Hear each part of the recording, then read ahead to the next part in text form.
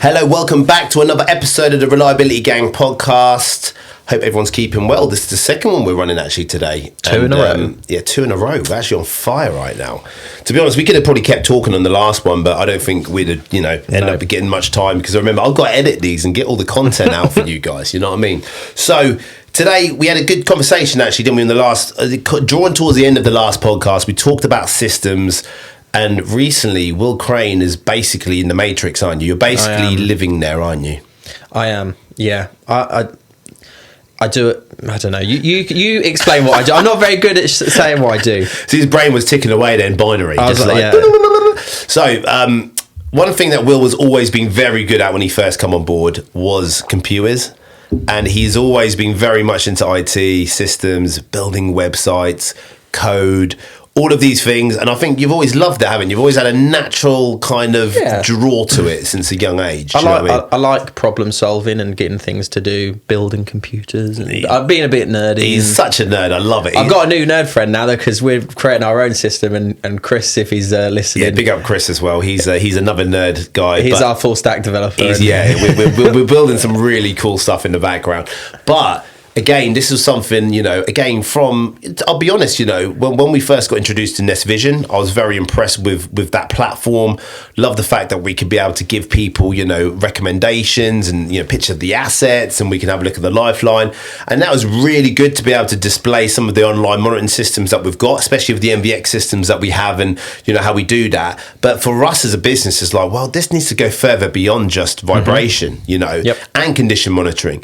We've got to be able to find a central place that allows to let people know where they're at within that reliability roadmap and that journey. Do you know what I mean? And we spoke about that in the last podcast about kind of the mentorship and the roadmaps and the audits and stuff. But wouldn't it be amazing if a customer could actually see where they're at real time, see what work has been done, what things need to be applied in a central place with information of what needs to be done and timeframes around it? Because remember, when we have that, what does it give us?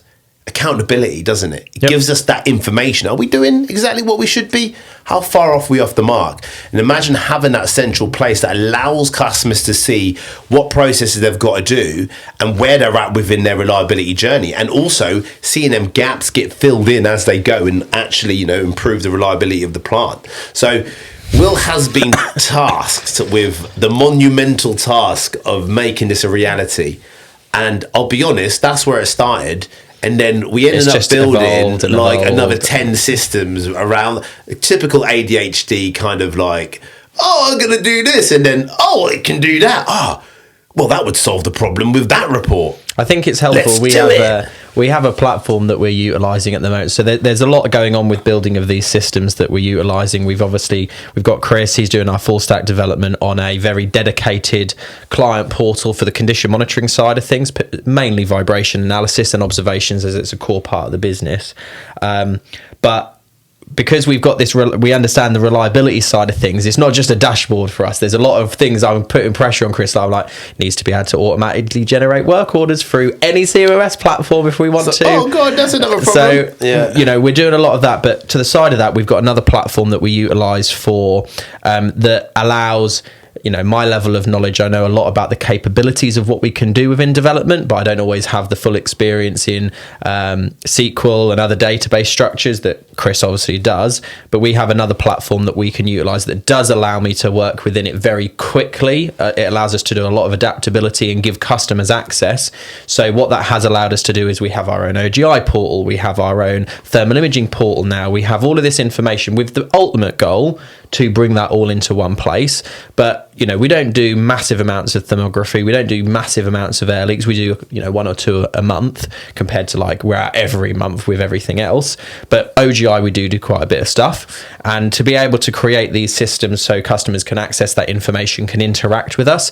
But as with anything, now that we understand the capabilities further, and we've been using this platform for a while, but only recently have we really understood the full capabilities we can do. Yeah, but that also, you have to give yourself a bit of credit, mate. When you look at, the idea is there in terms of, and all the guys pitching with the ideas. We need this. That would be good because they're the guys doing it. Brandon had a great one this week, which I'm now like the cogs start ticking. It's like, oh, can we like do a lubrication system where customers can put what grease they need at the points? And I was like, yeah, that would be cool. And then why don't we have like calculated grease volume versus like CBA or CM delivered grease volume, whether it's based on ultrasound or lube factor? And we can have this cool graph. And I was like, yeah, I need to finish the 10 other apps I'm currently working on before I do that one. But it's a great idea. Don't ask Will Craig to build a system when he's halfway through a system, because he'll try to build a system when he's halfway through 10 systems, but to be like they're all working. They're all going to be there. Yeah. All right, I promise you. A lot of them are there now, which is good. And every time we build another system, like I was doing one last night doing for thermography, and I was like,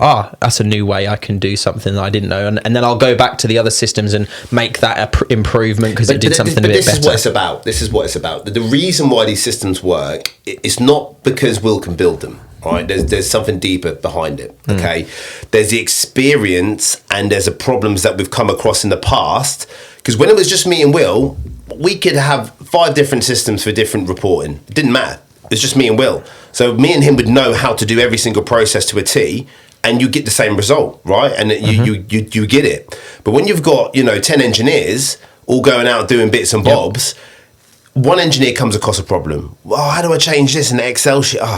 A formulated issue. Yeah. Stops them from actually sending the report because of a formula. It's not the fact that he doesn't have the information. Then you get another issue with, another software for the air leaks. It's like, well, now you can only export it in a certain way, and it doesn't look quite the way we want to be able to brand it. Then you've got all of these things. So the idea of great, we can build them, but we need to have the context behind the problems that we've had. And when you're a business and you've had so many issues with certain things, you start to take that. It's like failure data.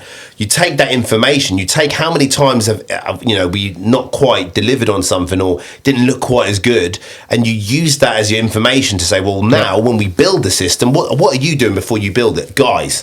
Have you got anything you can tell me now before I build this thing? Yep. Before I build it, because what happens when you build it and you have to make a revision? It's not as easy in the build phase. It's the same with any design specification. So obviously the systems that we build are based upon real experience. And I think this is where now our offering for us has become really unique, because we've finally got to a place where, we've done CM well for many years, and I've been very not overly cautious, but I've been very driven to make sure the information is there regardless of what format we put it in. But now all of that is there, but from a very visual, aesthetic way that is repeatable, that allows engineers and engineer managers to really get the information they need to make the right recommendations. I think what's really important as well is the criteria in all of this has always been that these systems don't replace the report. So in all of them, we still generate a report, especially for audit traceability. There's a PDF document. A lot of customers still want a physical something. It's an added place. So for optical gas imagery, we create the report. There's an audit trail there. We attended the site with the leaks that were identified. But all of our customers get access to their site, their leaks, what leaks are currently open. They can go in, close the leaks out to say that they've repaired them. But that's the other thing that you've built, which is really important to actually say. Okay, so each leak has an identification for that one leak, and it's unique. Unique. Anywhere that we survey, like leak number 002 is at this customer, and it won't exist anywhere else within the system. Exactly, and there's a reason why we've done that. Okay, so one thing is about telling people they've got problems, but what we're at Maintain Reliability is detect, solve, improve. We can't just say, here's your problem, run away. Right? We have that unique leak location so we can follow up. Have you repaired it or not? Yep. Where's the closing? We've had leaks before, particularly we use optical gas imagery as an example here, but we've had leaks before that we've identified, they've repaired, we've gone back to the next year and gone, that exact leak is leaking again. Okay, it might have just gotten a bit bigger. Well, we can reopen that leak ID and say, actually, this leak has reappeared. We've got your previous fix didn't quite fix it enough. But that feedback's valid, right? Because when you fix it again, do you want to have it leaking again? they've got to change something within that process to ensure it doesn't leak. So the feedback loop of this is so vitally important, and not enough condition monitoring companies do it, because it's very easy to give the information in terms of problem, and it does take a while to follow up on stuff. And I think what's really important with all these systems that we're developing at the moment is that systems in general within Maintain, both the ones that we have that we've developed that are customer facing and the ones that we use internally, like our mileage tracker that all the guys use for their new VW ID5s they've just all got. So with these systems, what we have to understand is if we parallel that to reliability within a factory, there are a lot of really important systems that need to operate, like the CMMS system, right? What's really important to understand is these systems are designed specifically for a purpose. A lot of the time we find that customers use CMMS systems, particularly SAP, that isn't quite designed for the maintenance side of things. So it's difficult to use, right? Do type thing, yeah. But the maintenance management system is a tool there to help manage the maintenance, extract failure data, plan in the jobs. It's not a tool to present my vibration data, to present my OGI data. So what we're trying to develop alongside Chris and the existing apps that we've got within our platforms is this is a central hub to be able to evaluate and review the recommendations and the data that is captured through OGI, vibration analysis, etc., with the end result being that for some of our customers, we will fully integrate within their maintenance platform so that any recommendations we perform, it gets captured in their maintenance management system. And this is also, I love you've actually raised this point, because it's really integral, and what you're saying is very true.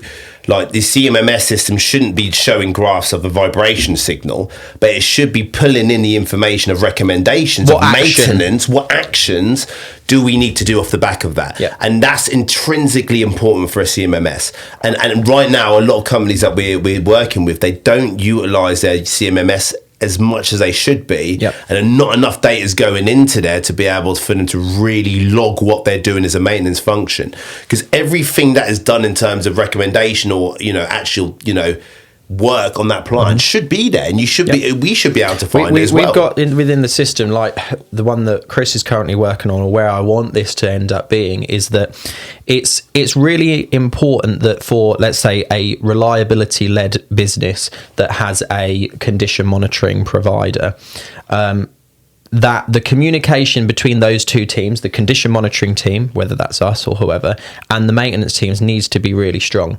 Now, for a lot of organizations, they're going to have their maintenance management system, which is going to record the detail and information.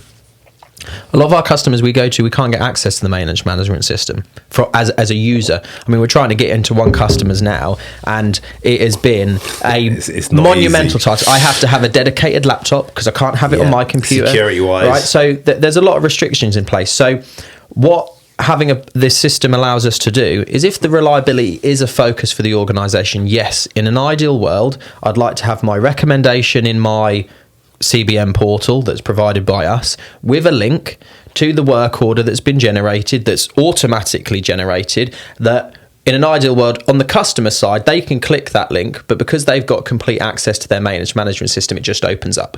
If we click it and we have access to it, it opens up as well, and we can see the comment history on it.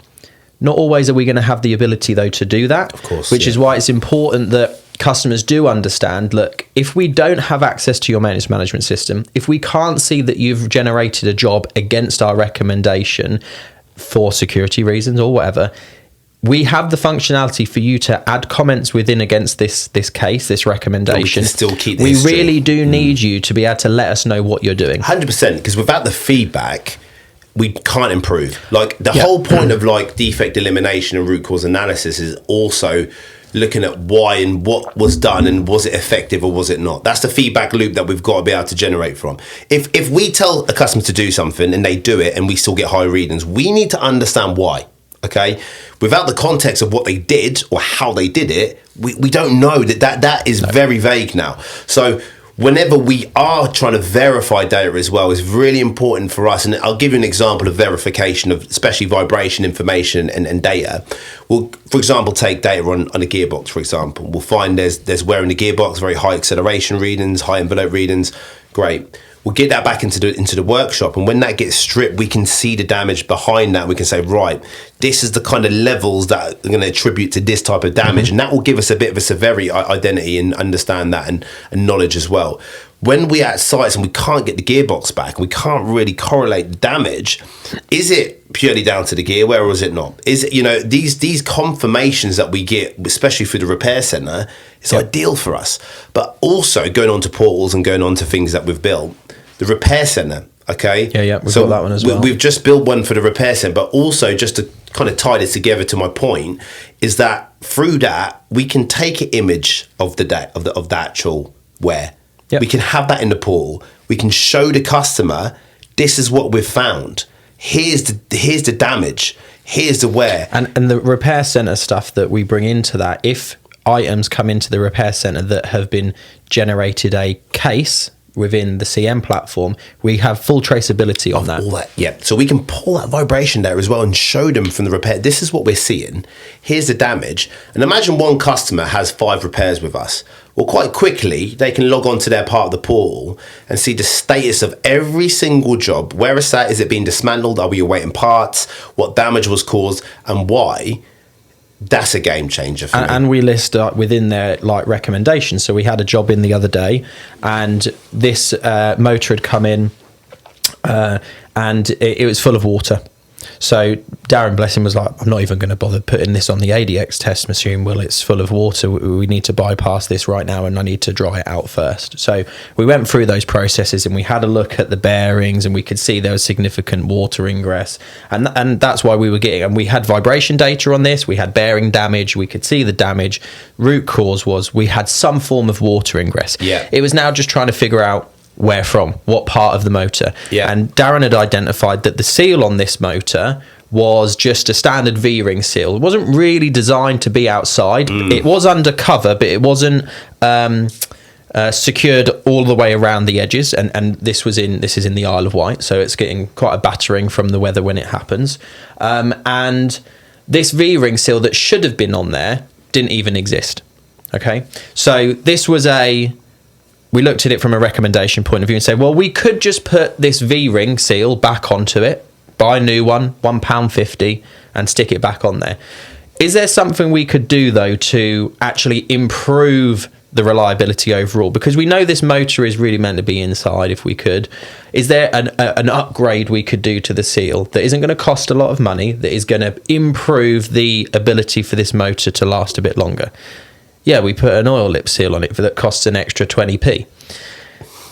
I love that, though. This is where real reliability But wins. that's captured within the report. 20p, right? But until you look at the root cause of why, and you have that understanding, well, this is foul because of this, the 20p that we've now spent on this and the extra time has now improved the reliability of that asset potentially tenfold. Just because it wasn't designed to be outside, now it is. We've made a quite little slight adjustment. That probably won't fan again now. And that's a call to the fortunately on this example, we didn't need to machine out the motor. We were able to just fit the seal in. Sometimes we might do it, and maybe that 20p is a little bit more than that. But this is a phone call just to make you aware. This is what we've identified. This is what we've seen within the system. We've now built as well for customers which were in the repair centre portal, is that we now have direct communication through like a chat function. So what Darren is able to do is go in there and message Gil, we'll say, and go, hi Gil, this motor's got this issue. We've identified there's a reliability improvement here. We advise that we change the oil lip seal for this. It's going to cost you an extra 10 quid to do. Are you happy to do that? And he can send that off. They get a notification within their email that a new message has appeared, and Gil can go in and say, yep, I'm happy for you to proceed with that. We do the change, the report gets written, all of our findings, what the root cause of the issue was, our implementation, we made a reliability improvement and what it was and how much it would cost extra, the ADX test reports, the on-load test with vibration analysis, a full package there. Yeah. But because we have the glide system available, I'm not going to say yes, there's a lot of time to gather all that information, but very quickly we can gather that, produce a robust report that details what we found, what we did, and that's it, and the results. And that's the beautiful thing. And if you guys, if you guys are looking for a repair centre that is able to look at that type of... It's a philosophy. Again, I said in the last podcast, reliability is a philosophy in the way we look at things. Whenever we dismantle anything in there, or when Darren does, he's always looking at why and what ways we can improve. That's always how he's operating. It's a very different mindset, though, to a traditional workshop. It is, because I've been there, bro. I've been in that workshop environment where them things are not considered. The QA system is not really robust. We're not a workshop for 24/7 emergency repairs. No. We are there to look after our existing customers, really close a feedback loop, and also offer and help customers with a way so they have visibility of where their stuff's at. Because, you know, one of the customers that we're dealing with right now, they're sending us probably 5 items a week and they're getting quite a few failures. But for them, it's really frustrating because their supplier right now they don't know when they're going to get the quotes. They don't know where they're at. They have to keep chasing it. They don't really know the status of anything. Whereas this here solves so many problems on that point of view of just visibility of where their repairs are. Also, you know, it updates. So as soon as we do send it into quotation, it goes to quotation. They can see that. And then also puts the ball in their court. Well, we need the purchase order now to proceed. So this whole idea as well, it allows people to be able to track where they're at with it. But not only that, it has that, you know, the philosophy around reliability around that. And the beautiful thing is that, you know, I don't think I've really told the story about Darren, have I, in terms of where we came from with that. Like, so Darren, right, he is a very good engineer, okay? I think everyone here at Maintain understands how incredible this guy is at fixing things. I think we're very fortunate to as someone that didn't know Darren, obviously Will's going to give you the story now, it's there's not many engineers left with that level of competence, and he's just been there. Yeah, I have a huge respect for Darren because he used to mentor me. Okay, so back in the day when I was in Eric's, I was on the workshop, I was winding, and then when I kind of made the step over a little bit to the fitting side, because I did a little bit of that, because I wanted to change bearings, you know, I'm doing a lot of winding, I want to change bearings. He kind of took me under his wing, and a lot of the people at the time there didn't really have the time of day for me, all right, and he was one that always had time for me, and another guy called Ben at the time, he was kind of the apprentice, I was the trainee, and he was always there for us. All right. Whenever we needed help, he was there. And he always had the philosophy about doing things right in the first time. He had a reliability mindset from that point. And I remember that. And a lot of people at the time, do you know what, were actually moaning about him because, he takes too long. You know, why is he taking ages on this? But if you look at the quality of their work compared to his, you would see the difference. I remember walking in one day and he'd just done this SEW helical bevel, and the paint finish, I could see my reflection in it. You could literally eat your dinner off that paint job. But that's the quality we were aiming for. That's what we're aiming for. It needs to be like, even from the internal job, whatever. But he as well has a methodical way of working, and he's very precision anyway. And now with the precision tools that we've got added to that, there's just no one more would trust to be able to dismantle and put the motor together. Like, I've known him for a very long time, and how beautiful is it now to be able to offer him a job where he can actually get the enjoyment out of his way of working? Yep. Because it was never respected there. Do you know what I mean? And now we've got the repair centre, and even on the wall there, precision. We've got on the wall, precision maintenance. As a visual aid there. It's beautiful to see that actually come true as well. So, look, he is literally heading up the workshop. We've got another guy coming in there as well. Obviously got Harry been working there a little bit. It's starting to really take off, and I can see why now, because what we're offering isn't the same as most repair centres, you know what I mean? So if you are interested in that, come and have a chat. We can give you a tour. We can show you what we're doing with some of these portals and stuff. And honestly, I just generally think it's a game changer. I think if you guys have got lots of repairs away and you want to understand the status and want to have that root cause analysis done, and you want to be able to eliminate these defects, because there's the thing for us, we don't want them to come back.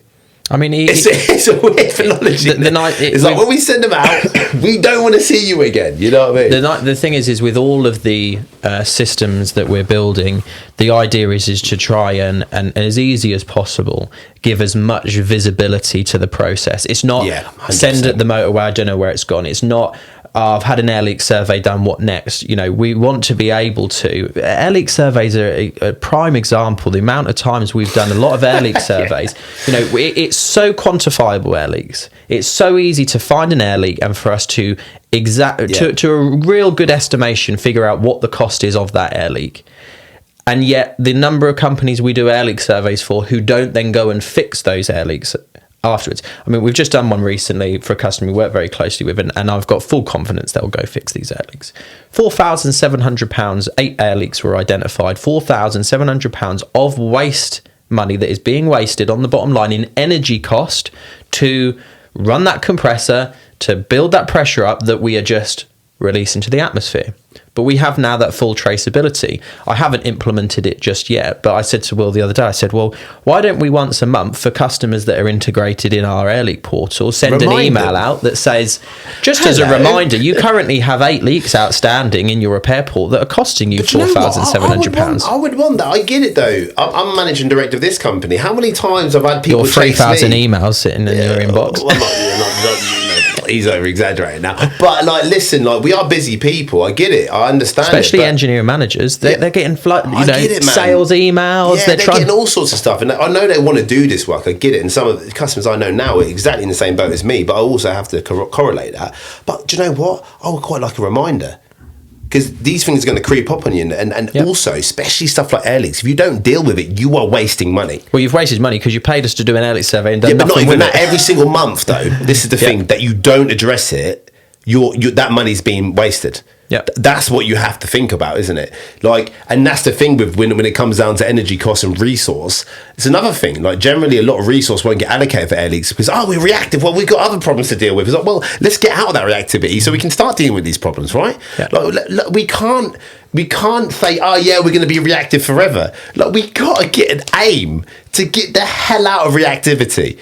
So if anyone is in that reactivity right now, you've got to do something about it. Like, let's get out of it because we can. Yeah. It's not easy, but when you've got a robust roadmap and you stick to it, you will come out of it. Or, you know, there's obviously a lot to get out of reactive maintenance, but for some things, you know, we are available to support with resources or skills if you don't have it, particularly with air leak surveys. You know, that £4,700 for us to have an engineer come in to repair those air leaks is not going to cost £4,700. You're basically, if you go and repair all those air leaks, whether you do it or we do it, whatever amount of time that you spend on labour to get that done will always be less than £4,000. You're not going to spend £4,000. But not even that. If really, you should spend that straight away because you'll save the money. Yeah, but remember, air leaks is a recurring annual saving. Yes, that's what I'm saying. It's 4,700, but then 4,700 again. Every year, exactly, until you fix that. So, but it'll increase if your electricity cost keeps going up year and year and year. Exactly, that as well. So the thing is, because it's coming out now, and this is what we spoke about in the previous podcast about your reliability journey, the quicker you go through the process, the quicker you start to save the money. It'd be really interesting is if companies could start having a KPI of wasted money per year. Oh, that would be painful. Sent a motorway from repair, it failed straight after service because it was a poor repair. That whole maintenance cost, wasted. Yeah. Didn't repair any surveys year on year on year on year. Yeah. You know what I mean? Didn't do anything. Because it's not potential defects that got missed through vibration analysis. Didn't do nothing about it. Another waste. And that's the thing, it's like we've got to control that wastage, but again, it's the philosophy around it. You've got to have the visibility though. But this is where these systems that we've got, this is why systems that we build and systems that you guys have, whether that's CMMS, whether that's, you know, portals that are made for a specific function, are so vital to your process. So if you're not using systems right now to your advantage and stuff like that, how are you ever going to have the visibility on where you're at? And a lot of these systems we're building, okay, it's for the customer, but it's also for us to check our metrics. And I think, are we delivering the report on time every single week? Are we closing jobs out? Yep. Are we actually doing the things that we're telling people to do? We can actually measure that as a KPI as well. How many things do we identify? So how many things actually get fixed? And I think you pull, you know, we have our own internal systems that we use and maintain reliability. We have systems that we build that are customer facing to give them that level of visibility. But to pull this completely right round into the reliability and maintenance process. I remember listening to a video at the start of the year about business management and stuff, and it was all like, you know, your business is a series of processes and systems, you know, to get engineers to do certain things, performance stuff. And if you refine those systems and processes, train them out well, you will have a much more smoother operations overall. That's why we're looking at all of our systems inside Maintain and go, how do I make that easier? How do I make that more efficient? How do I make that less prone to error? How do I make it easier to train a new engineer in doing that process? And the same is within the maintenance processes within a plant. You're going to have work management systems. You're going to have lubrication processes. How do we want our engineers to lubricate effectively? You need to start to think about, how do we make these processes as easy as possible? I don't go into, there's not one factory I go into, and I know it's not going to change, but I'll talk about it anyway, that there's not one site I go into that effectively uses SAP. I know. Because it's true. It's so painful for engineers to use. Whereas when you look at the new modern maintenance management platforms like Maintain X, being used, it's easy, it's understandable. So you need to have a look within if you're trying to implement reliability, just as how we are trying to help customers with reliability. If you're trying to implement reliability, you are a manager of your maintenance program. What systems and processes do you have within the organization that is going to make this as easy as possible for your engineers? Do you have a clear work management process? What do we want as reliability engineers when we have breakdowns or problems? What do we want? We want failure codes. We want to understand how the machine failed. We need to devise a way to make that as easy as possible for our engineers to enter, to take out the ambiguity, to make it easy for them to do, because what are they focused on doing? Fixing the machine, getting it back going again. Yeah, exactly. But not even our engineers at the time and place. If we log that information, there's no do the report later. What was it? What was this? The ability as well to be more accurate if you can input information at the point of time, at that time and place, that generates something later on for you to be able to do. Do you know how valuable that is? That's like, we got everyone, again, I know it's another kind of system, but we've got something called work photos. It's such an easy thing. It's just an app where you can put notes and photos, but you can share it with everyone. And I say all the guys all the time that you're doing your observations, and we can probably build this. We could build our. Well, I don't want to put the idea in Will's head, but there'll be system number 11 that's half done. But it worked for us, just to be able to see the same photos in the day, and it's like, right, at the time of anything that you need to capture it. Well, we photo it. Then you've got. Mate, a picture says 1,000 words on it. You see that? I thought, that's what it was. Well, we've now started these platforms. Okay, we use it. We have, like I said, custom facing the internal ones. But I've now started to have chats with a few customers. So we're now putting together. This is very customer specific, but eventually we might use it internally. Which was they're doing their RCM studies. Okay, they've done their criticality assessments, and they've got sort of 5 assets that they're currently doing with their engineers. Their engineers have done ARPA, but they're not a reliability engineer, ARPE, and so they are now going through those RCM studies, and we've done training with them on how to do RCM and FAMICAs and failure modes, and it's all this big Excel spreadsheet. Got my severity, my occurrence, my detectability, my RPN score, whether or not I should take action or not. And this particular site, they're not, we like to use the phrase sometimes, we're not sending astronauts to the moon. Okay, we're just making a food product. So we don't need to overly complicate it, but it's time consuming. RCM studies can often get bogged down. So we've developed now, which hopefully we might use within Maintain, and it's a very early stage development, but it's the ability to create these basic RCM studies for these machines, whether it's a blower or an important pump, within this platform. So what can they now do? So what they can do is they can create their RCM study, they can list the functions, they can list the functional failures, but then they can import failure modes. Well, I want to import all the failure modes to do with a motor. Well, a motor fails all in the same way. What type of belt drive is it? It's belt driven. Import all the failure modes to do with a belt drive. The severity and the occurrence are predefined because we can roughly figure that out, but that allows them to then go in and tweak them afterwards. So what was taking them potentially a couple of days, they can flesh out the majority of that within a day. I agree, because I think the time it takes to do an RCM or kind of like a FAMICA is not down to when you've got the scoring is the scoring. Yeah. It's your ability to be able to identify what the failure modes are. Yeah.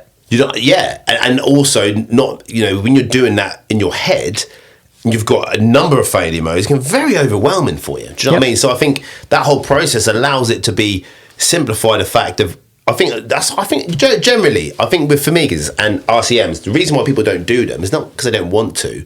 It's because it's overwhelming to do, and it's like, oh crap, like what do I think of here? There are lots of variables. So again, another system that can be built to take that kind of onus off them a little bit, to give them the freedom to actually do it without thinking so much. I think like RCMs and Famigas can get like a lot of people get het up on them in the output from them, and they can end up with this huge list of actions. But at the most basic level of reliability, we just want to have a conversation about how. But they get bogged down, though, don't we, Will? And that's, I think, also, don't get bogged down in one of them and not do it because you think, crap, it's a bit too difficult.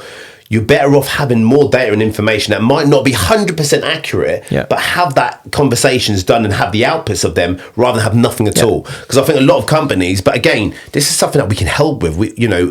What Will did was amazing because he went with the customer and he went through it. And he went through the process. That was the mentorship that we talked about last time. Going through how he would deal with it individually. Well, we problem solved. That's a good example because they were there. We mentored them on how to complete the Famiga. And the RCM studies. We've shown them how to do it post ARP training.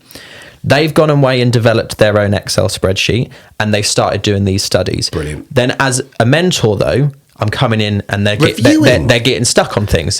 They're finding it a bit troublesome. So then I'm thinking to myself, right, well, how do I solve this problem? How do I make this easier for them to do? Because we're not in a big organisation. We've got lots of trained reliability engineers and they're pumping them out the door and they know how to do it and they're managing the systems.